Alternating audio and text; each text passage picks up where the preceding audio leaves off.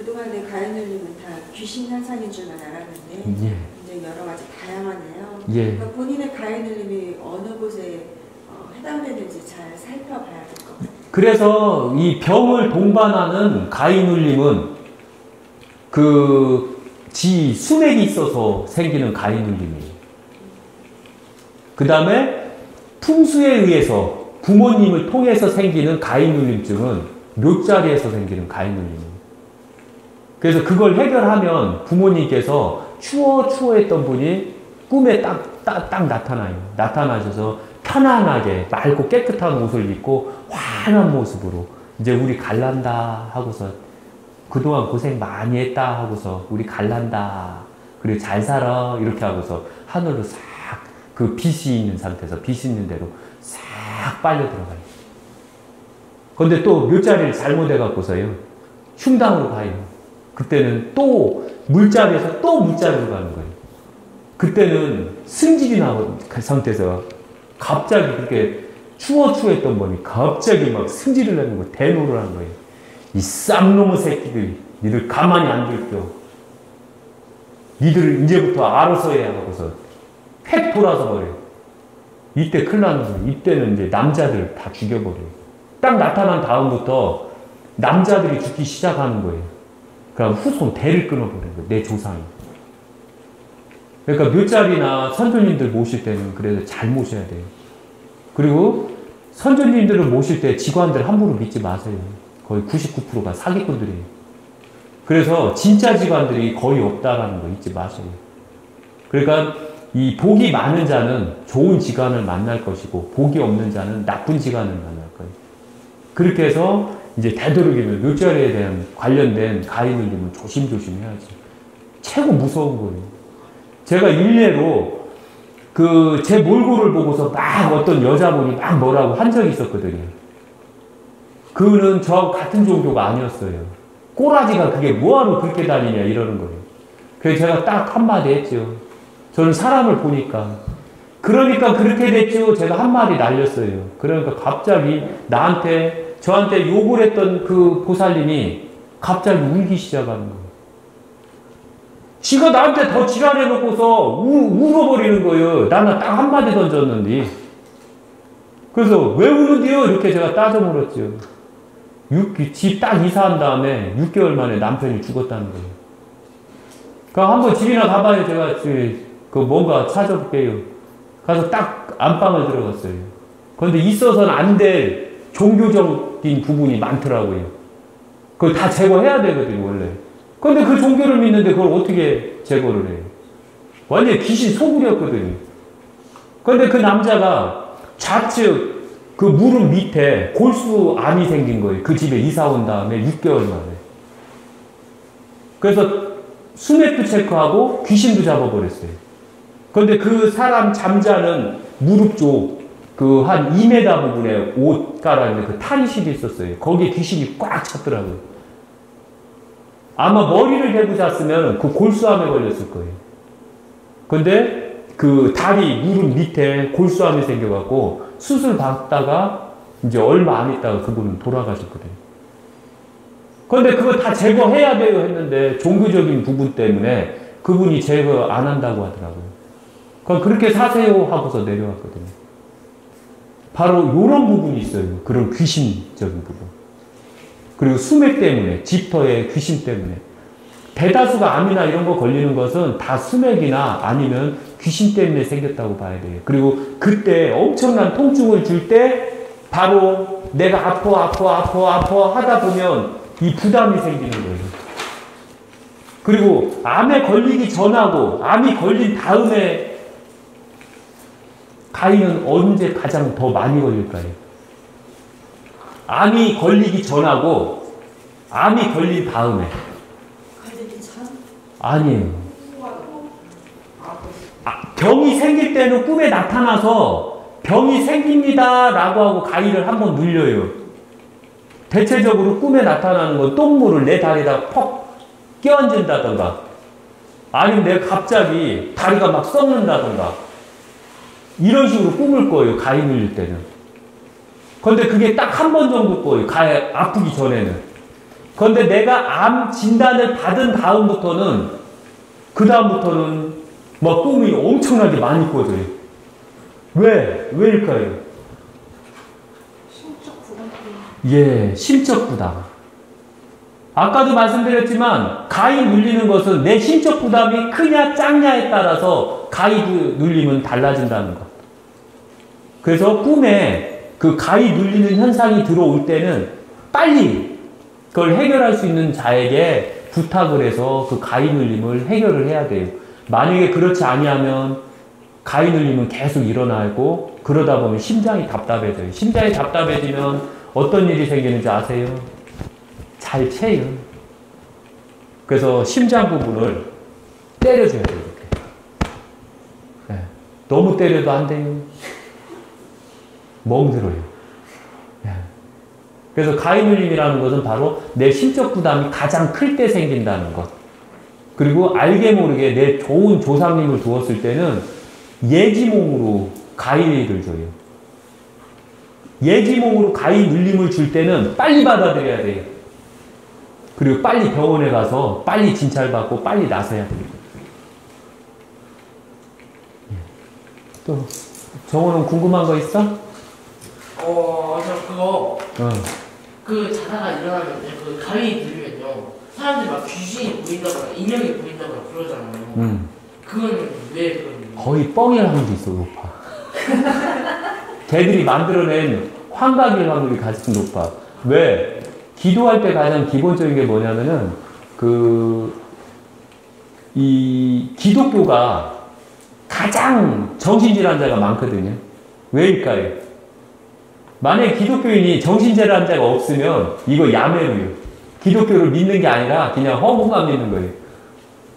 이렇게 무릎 꿇고 앉아서, 그것도 이렇게 앉아서 기도를 해요. 2시간 해봐요. 어떤 일이 생길 것 같아요. 이렇게 한번 해봐요.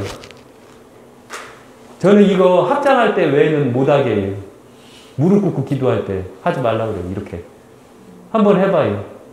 어떤 느낌인가요? 무릎 꿇고. 피가 아프네. 어떤 느낌이요? 다 해봐요.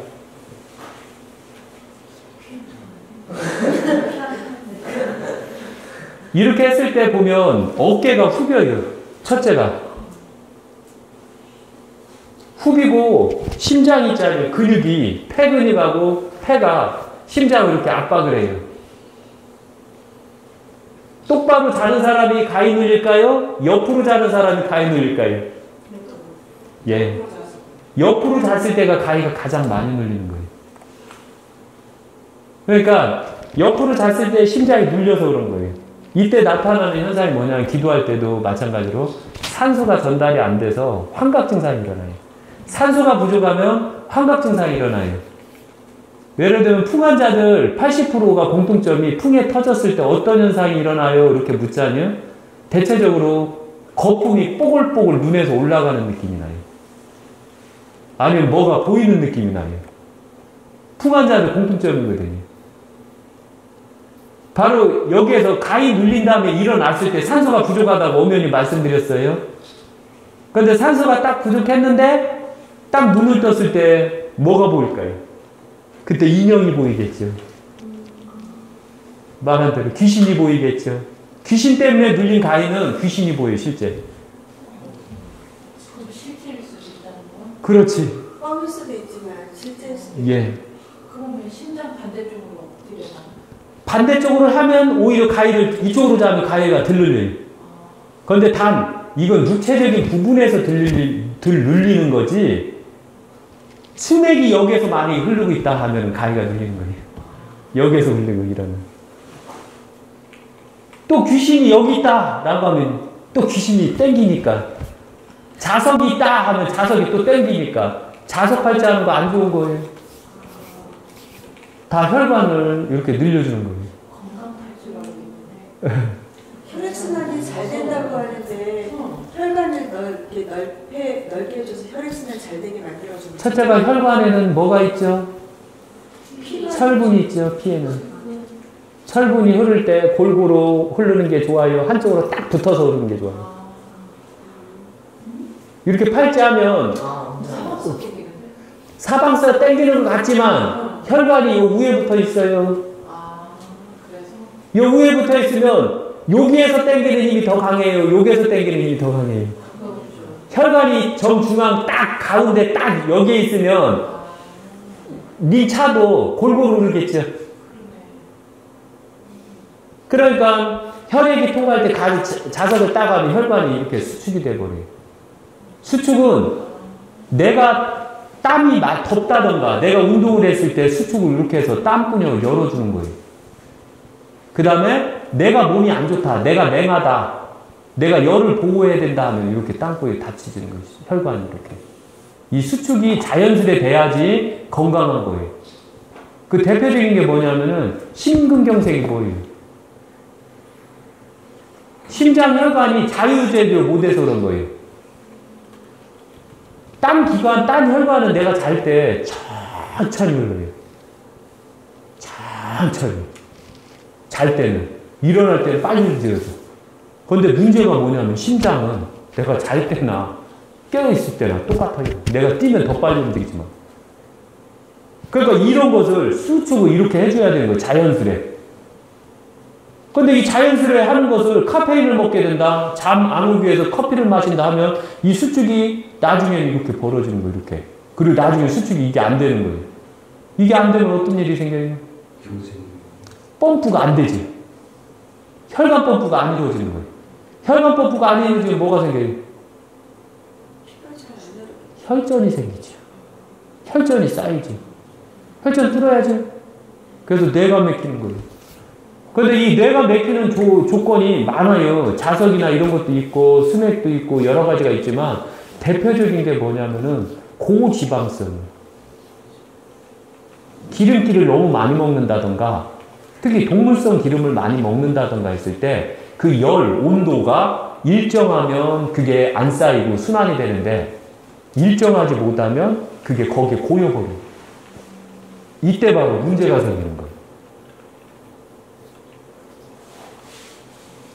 그래서 이 가위 눌린다던가 이런 것도 바로 그런 현상. 곧 산소 부족.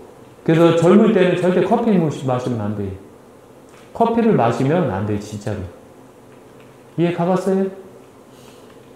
가위를 누릴 때 베개 밑에 칼을 놓는다든가 그 부적을 붙인다든가 그런 게 효과가 그건 귀신 퇴치할 때만. 그냥 귀신 퇴치할 때만 그게 가능한 거지. 근데 수맥 있을 때는 어떻게 하고요? 뭐 때문에 가위 눌리는지를 먼저 알아보는 게 중요해요. 그렇죠. 그러니까 가위 눌릴 때 집안에 귀신 퇴치를 해야 돼요.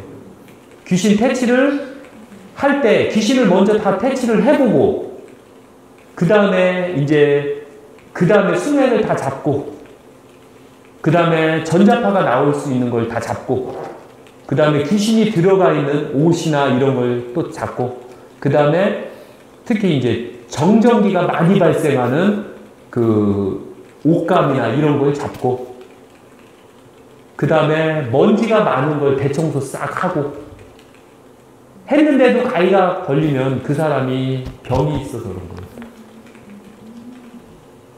간단하죠? 네. 그러니까 우리가 흔히 알고 있는 그 아마추어들이 생각하는 가위 눌림은 그 가위 눌림 아니에요. 그건 오직 아마추어들만 갖고 있는 가위 눌림이에요. 그리고 그들에게 백날 들어봤자 그 가위 눌림에 대해서 정확하게 설명이 안 돼요. 네. 그래서 오늘 제가 가위 눌림에 대해서 이렇게 나이별로 따진 게 가장 정확해요. 이제 다 알았지? 네.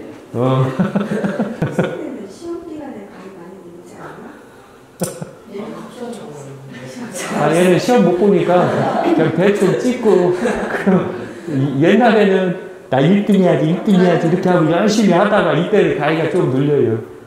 그런데 아무리 공부해도 1등 못하고 아무리 공부해도 거기 공부 안 해도 거기 이렇게 되는 순간은 그냥 포기하면 공부 안 하면 시험 아주 그냥 끄적끄적하고 도시락만 까먹고 학교 일찍 끝나면 뭐 할까 이 생각만 하는 거예요. 저도 그랬거든요. 기지? 팔찌 뭐 그런 거 하지 않았다고 했잖아요. 예. 근데 왜 보통 금팔찌나 이런 것도 하잖아요. 금팔찌는 예외예요. 은팔찌도 예유예요. 수갑 빼고요. 수갑. 은팔찌 하면 수갑이잖아요. 그런데 그런 게르마늄 성분이 들어간다던가 안 그러면 저자성체, 자석이 붙지 않는 금속으로 팔찌를 하게 되면 오히려 주변에 있는 스맥을 차단을 해줘요. 그래서 목이 많이 아프다던가 두통이 심한 사람들은 이 목걸이를 금이나 은이나 이렇게 동으로 하면 좋아해요. 팔도 마찬가지예요. 그것도 사람이 금이 받는 사람이 있고 은이 받는 사람 그런 게 있어요? 없어요. 없어요? 돈 있는 사람은 금으로 할 거고 돈 없는 사람은 은으로 할 거고. 그런데 요새는 조심하셔야 돼요. 금으로 할 때. 돈이 있어도 금으로 하면 안 돼요. 왜일까요? 아리랑치기. 그래서 금반지나 다이아반드 이렇게 하고 다니면 저녁 때 절대 혼자 다니지 말아요. 그리고 뭐 밖에서만 아리랑치기 당해요? 근본 없이 자식 교육 못 시키면 내 자식이 아리랑치기 하는 거예요. 잠자는 엄마가 몰래 빼고 몰래 빼가는 거예요. 또 내 자식만 하나요? 내 남편이 용돈 적게 줄 때 몰래 빼가는 거예요. 인간수가 색깔 변화. 특히 은 같은 경우는 그 자체적으로 색깔이 변하는 거, 은은 독을 확인을 해줘요. 그래서 은은 이렇게 하게 되면 은팔찌를 딱 하잖아요. 문목걸이를 하면 내가 몸에 독이 생기면 이 찼던 게 시커멓게 변해요. 내 몸에서 독을 다 빼내거든요. 금도 그렇고요. 여기서 최고 완벽한 것은 가장 완벽한 건 금이에요.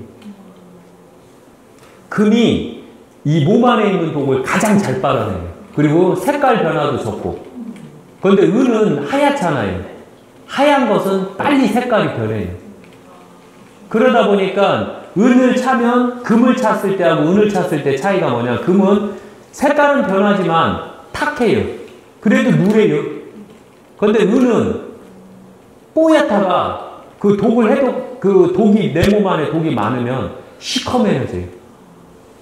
그래서 특히 어느 정도 권위가 있을 때는 그 신도들이 큰 스님들이나 주지 스님들한테 종교 수장들한테 꼭 선물해줘야 되는 게 있어요. 뭘까요? 그래야지 밥 먹을 때 독 들어갔으면 색깔이 확 변할 거예요. 옛날 임금이 뭐로 밥 먹었을까요? 네, 거의 은수저로 드셔요.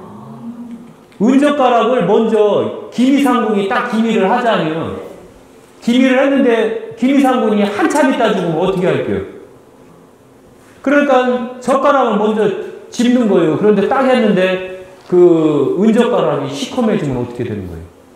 그럼 난리 나는 거지.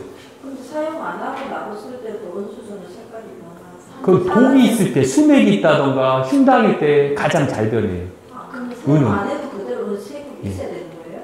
예. 좋은 집터는 그 색이 그대로 있어요. 단, 포장지를 다 뜯었을 때. 그런데 포장지를 다 안 뜯은 상태에서 변함이 없네요. 이거는 아니에요. 예, 뜯었을 때는 공기가 통하잖아요. 이때 그 곰팡이가 많아도 색깔이 변해요. 독초가 들어와도 색깔이 변해요. 인간요법을 은을 치약으로 하면 다시 원래 색으로 돌아오는데 그래도 효능은 똑같은가? 예. 색깔이 다시 변하고 깨끗하게 물로 한번 끓여주고 닦으면 은수저는 다시 싹 변해요. 하얗게. 끓여줬을 때, 햇볕에 쬐을 때, 그리고 닦았을 때 다 변해요. 왜? 그 대신에 그만치 은 함량은 떨어져요. 닦으면 갈아질 거 아니에요. 그리고 은 함량은 좀 무게가, 구람수가 좀 덜 줄겠지. 특히 동도 마찬가지예요. 동도 색깔이 변해요. 예를 들면 수맥 차단한다고 동판을 까는 거 있죠? 그거 진짜 한심한 일이에요. 절대 수맥 있다고 동판 다 깔지 마세요. 그거 나쁜 짓거리예요. 그거 아주 나쁜 놈들이 하는 얘기예요. 왠지 아세요? 은박지를 깔아놓으면 3겹, 5겹 정도 은박지를 깔으면 그 수맥 차단할 때 1년 딱 지나면 그게 다 사가버려요. 은박지는. 동판은 안 사가요, 대신에. 근데 왜 동판을 깔지 말라고 했을까요? 좋은 기도 차단을 하는? 차단은 기본적으로 다 해요. 음박지도 좋은 기를 다 차단해요. 그래서 도인절법 열 수련원을 만들 때 제가 밑에 음박 호일 깐다는 거 제가 아예 못하게 했거든요. 왜? 좋은 기가 있는데 왜 막는데? 명당에서 음박 깔면 안 돼요. 동판도 깔면 안 되고. 예를 들면 가장 무서운 독이 뭔지 아세요? 독 중에, 금속독 중에. 예를 들면 동독이 얼마나 무서운지 몰라요.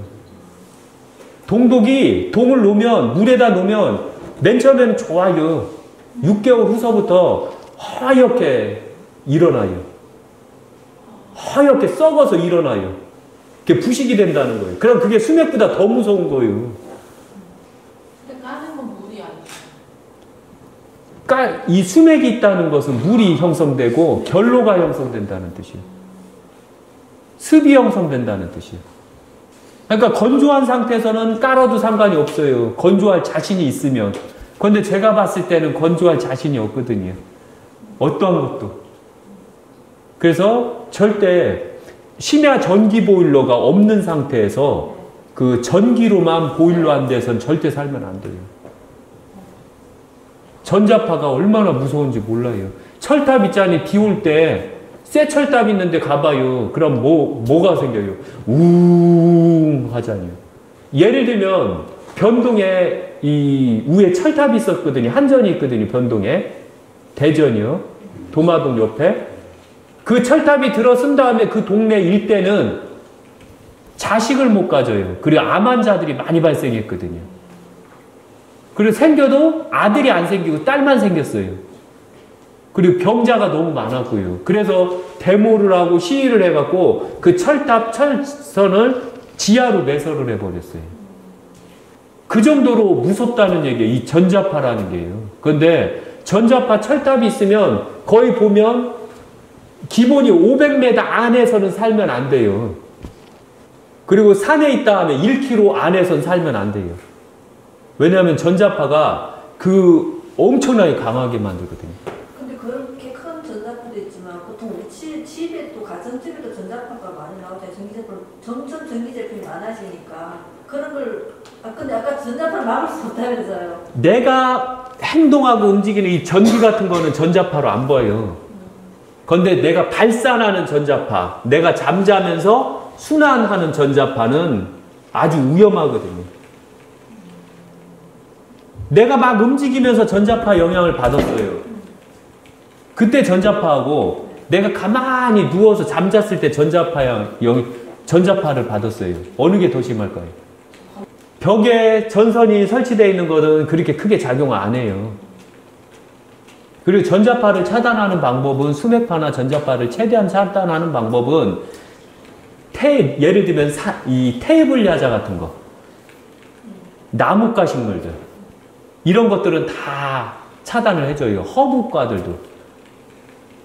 그런데 반대로 산세베리아나 난초나 선인장은 오히려 전자파를 안으로 빨아들여 버려요. 집에 더 음파를 만들어 버려요. 그리고 줄기가 이렇게 기르는 식물들이 있죠. 이것도 이 전자파를 막 형성 만들어줘요. 전자파를 막 빨아줘요. 더 크게 확산시켜줘요. 보통 왜 편의성에서 전자레인지 많이 쓰잖아요. 전자레인지나 뭐 하긴 하는데 왜 필요성에서 가끔 쓰잖아요. 저도 전자레인지 쓰고 싶어요. 너무 편해서. 네. 그러나 제가 전자파에 대해서 많이 알고 있는데 제가 쓰면서 딴 사람한테 못 쓰라고 할 수는 없잖아요. 그래서 저 안 써요. 그리고 인젝션 같은 거, 전기장치로 열을 발산하는 거는 너무 안 좋아요. 왜 여자들이 가스레인지 보통 가스레인지 사다 보면 치매가 많이 오면 그게 안 좋다면서 전기레인지로 많이 바꾸거든요. 인덕션 같은 거는. 근데 거기는 전자파도 더 많이 나오더라고요. 그 얘기를 누가 했을까요? 가스레인지 쓰고 했을 때 치매가 더 많이 발생한다고 누가 얘기했을까요? 인덕션 장사.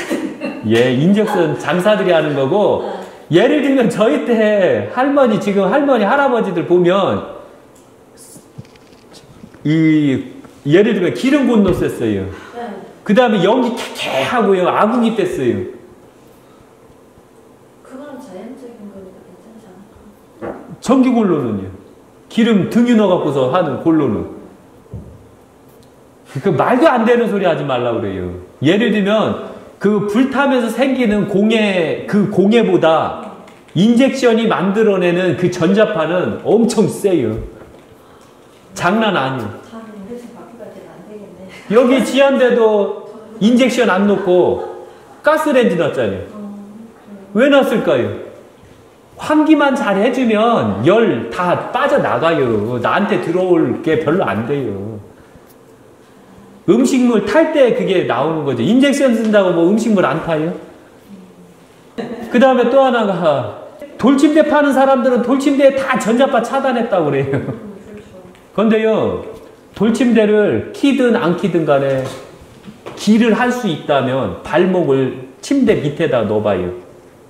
침대 밑에다가 발을 딱 넣으면 이게 어떤 식이냐면 이게 돌침대예요. 그러면은 발을 요 부분 요거를 쑥 집어넣어봐요. 이걸 쑥 집어넣으면 여기가 쩌릿쩌릿해요. 그걸 기를 느꼈을 때 한해서요. 이게 기감이 강할수록 내가 피할 수가 있어요. 제가 수맥 차단해주고 귀신 차단해주고 귀신 잡아주러 딱 집에 들어갈 때요. 저를 소개시켜준 사람하고 같이 들어가요. 근데 제가 좀 야같거든요.